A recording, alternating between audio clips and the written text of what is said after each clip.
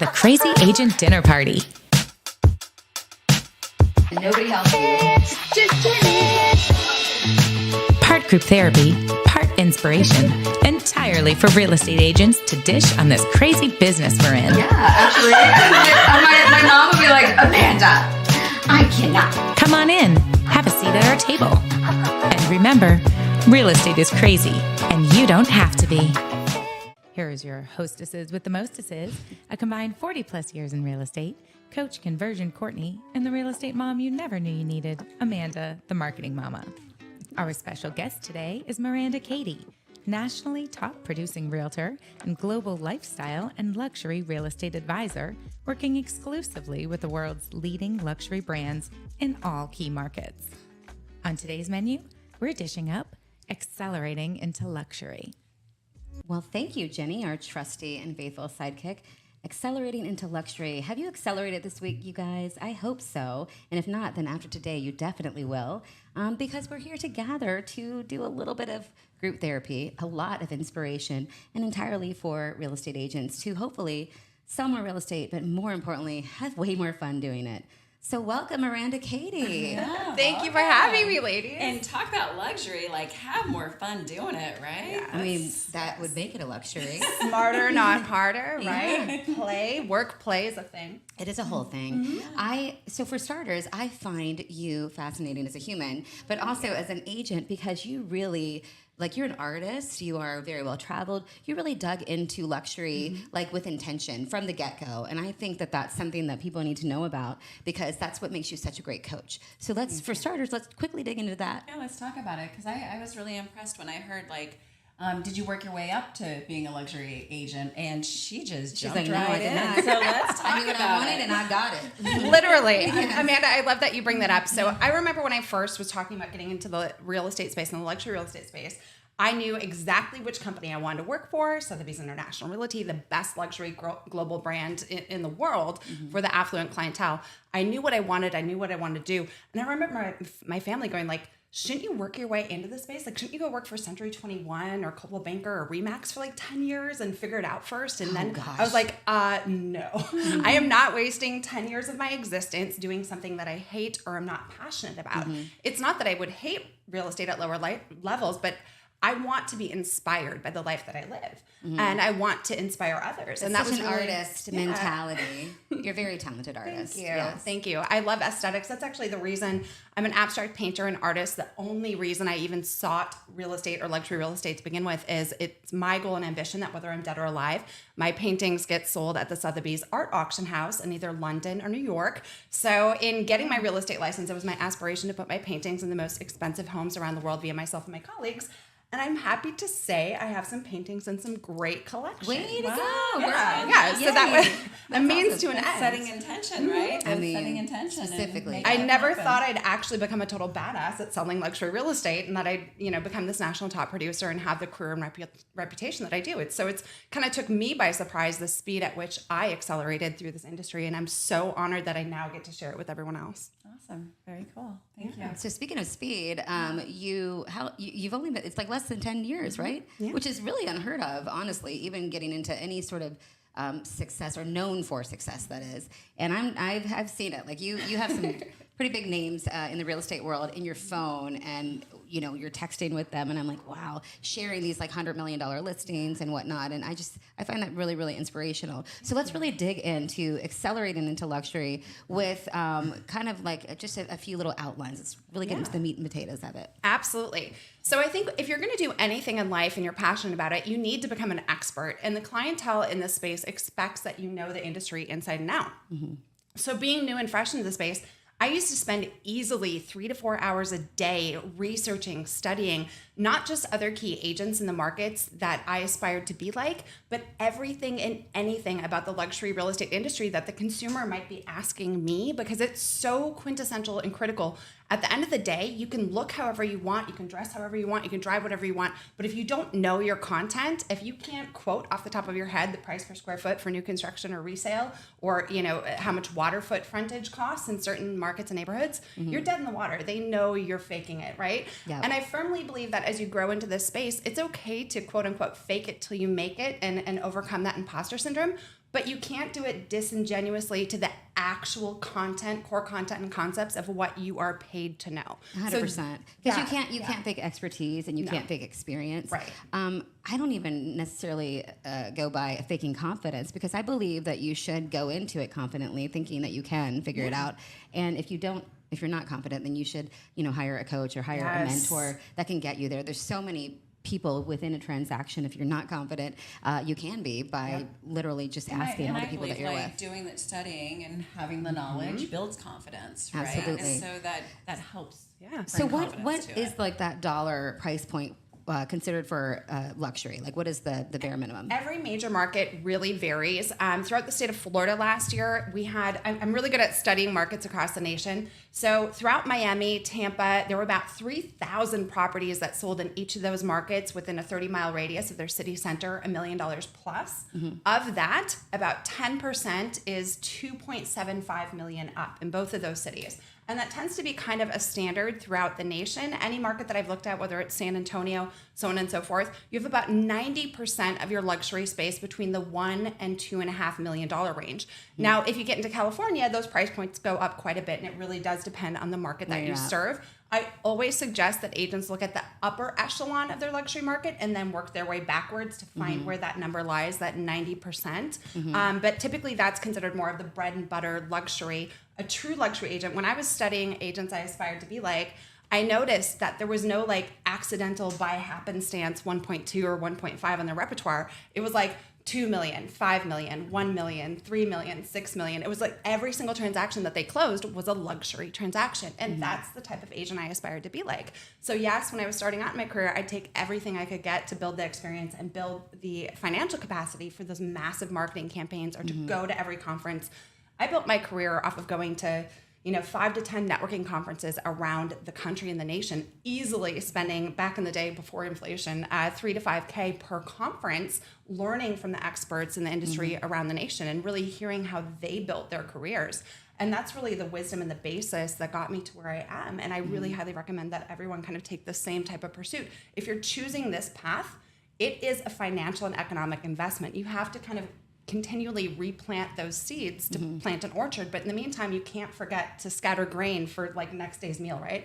Otherwise you will starve through the winter. Absolutely. So if you're an agent with responsibilities, a family, other things, you have to structure your business so you can ease into the space where you're storing economic wealth to invest in the type of marketing campaigns it will require to list these properties. Right. So what is like the average price for marketing for luxury listing? This is a great question. Yeah, it depends on the reputation you're trying to build. One property in particular failed to sell multiple times with some of the best agents in the Orlando metro market. If you're from Orlando Metro, it was the Mogan Buns. Wow, dyslexia at its best. Just say Morgan and Morgan. It wasn't that, but anyway, some high power attorneys in Orlando had the estate, and they used it. It was like a massive 20-acre estate with zebras and ostriches and all kinds of stuff. Yeah, very hard to sell, cool. right? I would buy that. I love zebras. 10,000 square foot estate. And so this specific property, I ended up shooting a $30,000 lifestyle video commercial. Ooh. We flew in actors from New England. We did wardrobes. We had a producer come in, and it was like a full legit commercial. It took us 3 days of filming. It was incredible. Wow. The property sold in 43 days to a cash buyer from Singapore. Wow. After failing to sell for years. Well, I think that's so important. You really do need to know your audience, because not everybody out there is buying a $10 million or whatever. Like that. That's a pretty specific audience. And so then you really need to know how to get your content to that audience and make it really impactful when you do get it to them. Absolutely. So and you took that time to learn and understand that. And I think that's so important, because most agents wing it. Crazy chicken littles that they are. And you really do need to do your research. And I love the fact that you spit out like data, because that's my jam. I love data, and it always delivers results. Details. You can't fight with data. Like it's the numbers of it all. And you really need to do your research. It is, again, an investment. Every time you list a property, like you said, Amanda, it should be specific to that property. Your marketing campaign needs to be based off of the client avatar that the buyer is, right? Yeah, who are you selling it to? Exactly. What digital ads, what magazines, all this stuff varies. So you should have that budget in your head before you sit down at that listing appointment. And so, like, just again, a lot of the luxury agents that I work with, they do a lot of advertising in like golf magazines or yacht magazines or things like that. That expensive cars and stuff like.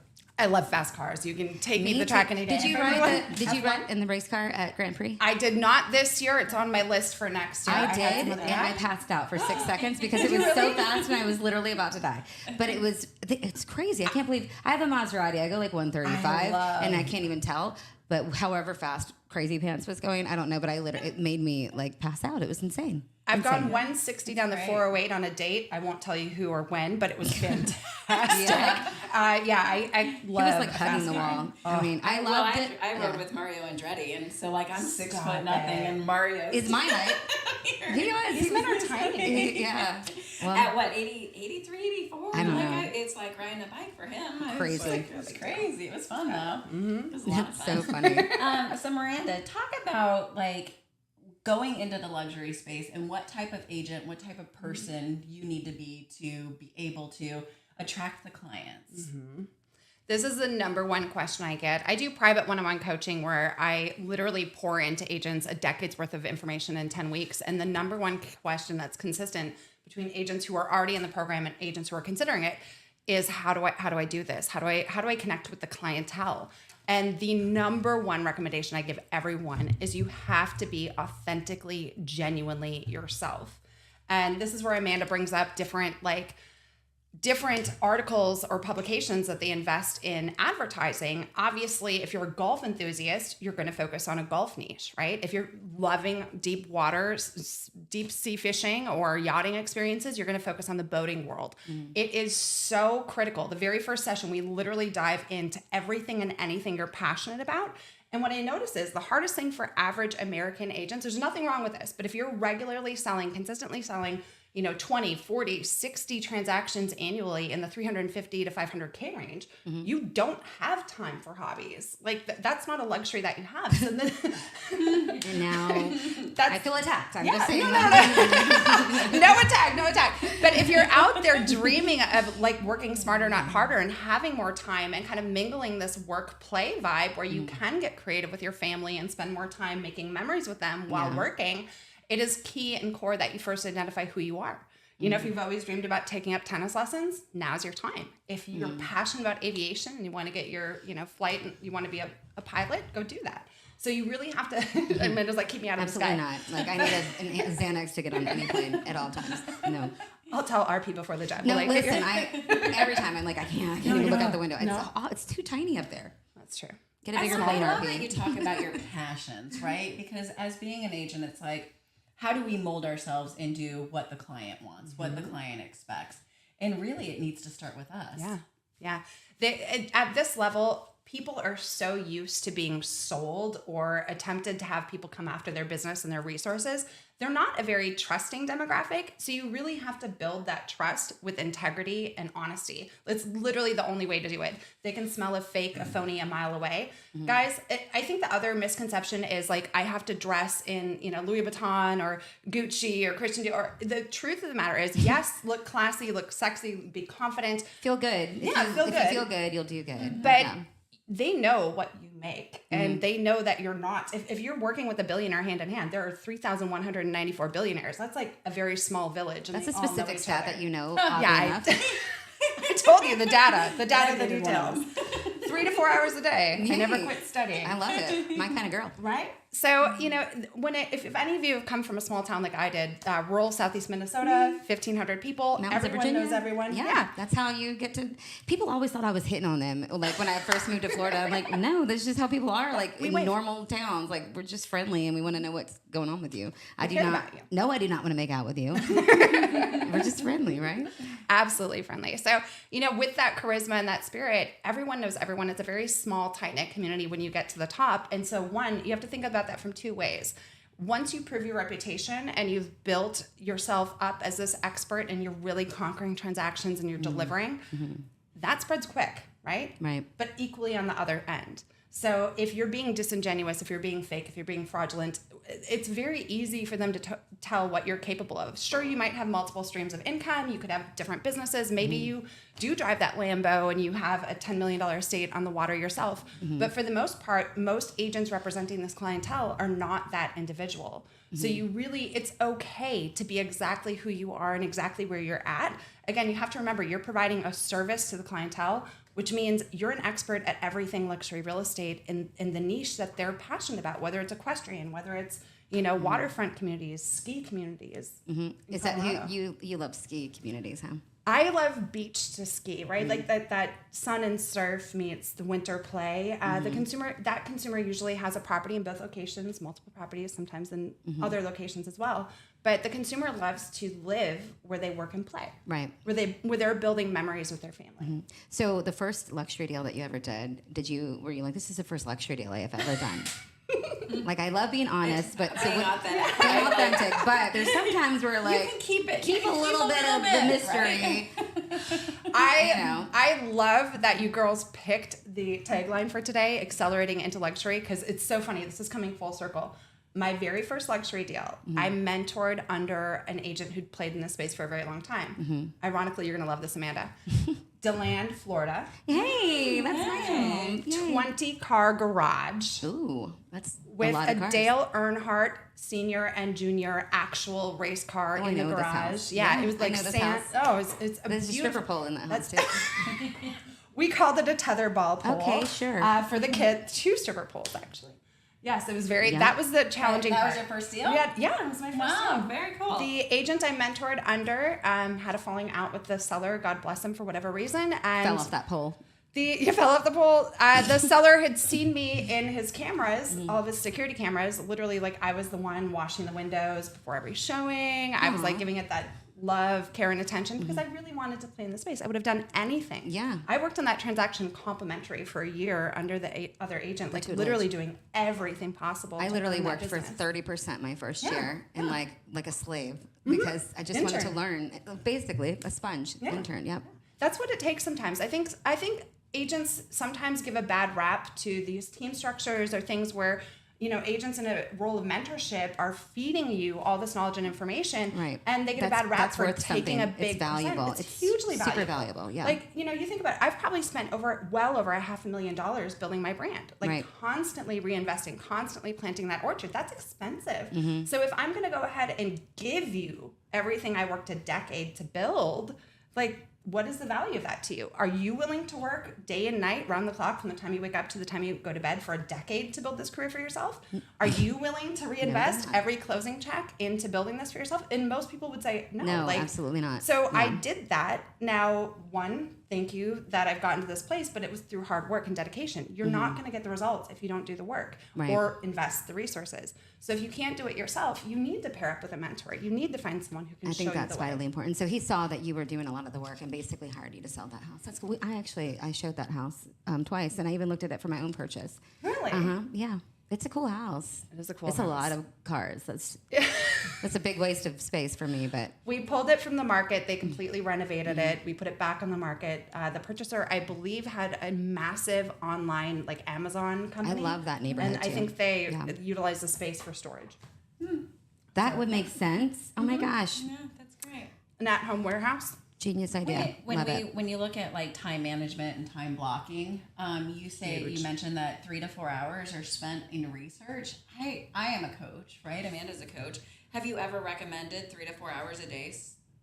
So I call it smart agent time, and I firmly believe if you're not selling real estate, you need to be researching real estate. You need to be literally eat, breathing, sleeping it because if somebody asks you about the market, then you need to know what your market is. And if you don't, then please go back to your computer and do the research. Absolutely. If you're not physically out there selling, you need to be researching every single day. Your smart agent time is so important. Yes. And then also like what you need to learn to be better at your job, whether it's learning about short sales or learning about whatever.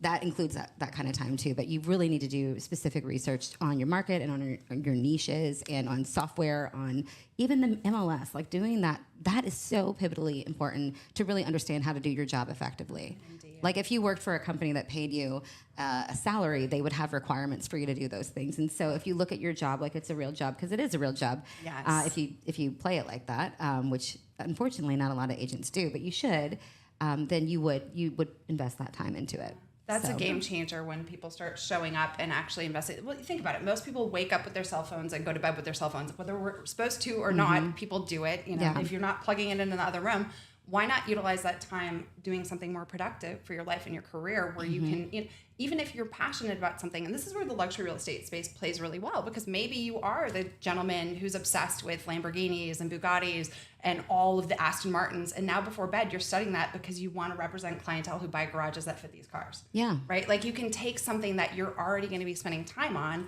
and transition it. That's literally the whole concept behind my coaching program, is taking what you're already doing and figuring out how to make it profitable. Right. Or being willing to do it, because you don't always have the knowledge or know-how. It's specific to area, specific to niche, whatever. You may not always know it. You're not going to know everything. That's the number one thing I wish I could tell agents, is you're never going to know all the things, because there's infinite variables, because it all has to do with people. But being willing to take that time to learn is super, super important. Buying a house for the cars is a real thing. I had a client who did not buy a house because the Hummer would not fit in the garage. Yes. Car enthusiasts would rather part with the home than their cars, right? Yeah. It's a thing. Real thing. It's a real thing. It is a thing. So just as like the icing on the cake for luxury, can you give us just a little tip or whatever for the people that you feel? That little something extra. A little special. cherry on Icing it. on the Yeah. cherry. I think use the power of your imagination to truly picture what it would look like if you were a top producing luxury agent 5 to 10 years from now. Really close your eyes, do that manifestation work, right?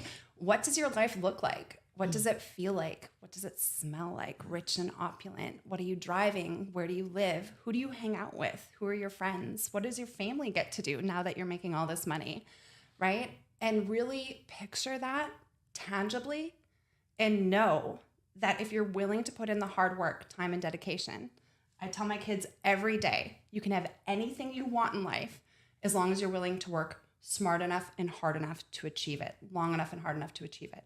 So if you're willing to study the information, to do the work, to show up consistently every day towards building that dream, one day, like me, you'll wake up and go like, oh my God, like, I did it, right? Yeah. And Matthew McConaughey, right, says he's always chasing himself 10 years down the road.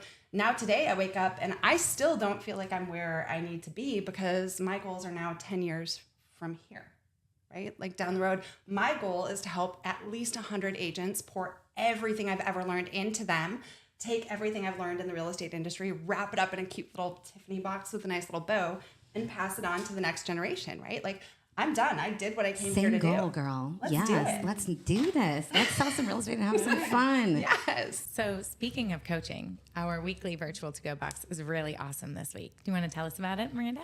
Absolutely. I'm so grateful for you ladies for having me here today.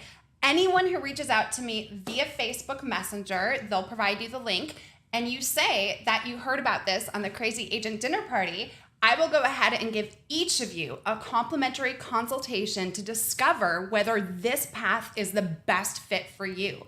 And of everyone who comes for a complimentary consultation, one of you will win a $10,000 independent private one-on-one coaching session with me for Q4 this year, starting the first week in October. That's amazing. Yeah. Yay, Miranda Cady. Yeah. And luxury listing lady. Yeah. I mean, let's talk about confidence, right? Like, right there. Let's talk about confidence. Thank you, Miranda. You're welcome. And so for our last little bite, you guys, it's so important. Think about yourself in 10 years. Imagine yourself being there. Invest in yourself, and whatever you want to happen can happen. But remember, real estate, it's crazy. And you don't have to be. If you're in real estate, you know one of the hardest things about this business is actually getting the business. Yeah, we walk a fine line between being self-employed and unemployed. The doubts and challenges we all have can start to feel like a losing battle. But at Your Real Estate Advisory, our goal is to help agents win. So start winning by starting conversations with our Conversation Starter Real Estate swag. Get a lot out of Little League by standing out on the sidelines. Sell a home while at Home Depot. and find house shoppers while you're grocery shopping. Wherever you are, let everyone know that you're the agent to know for all things real estate. Yeah, you should prospect every week, but don't worry, it doesn't have to be hard. Our products help you talk about real estate so you can truly be about real estate. For real estate swag and so much more, check out yourrealestateadvisory.com because real estate is crazy and you don't have to be.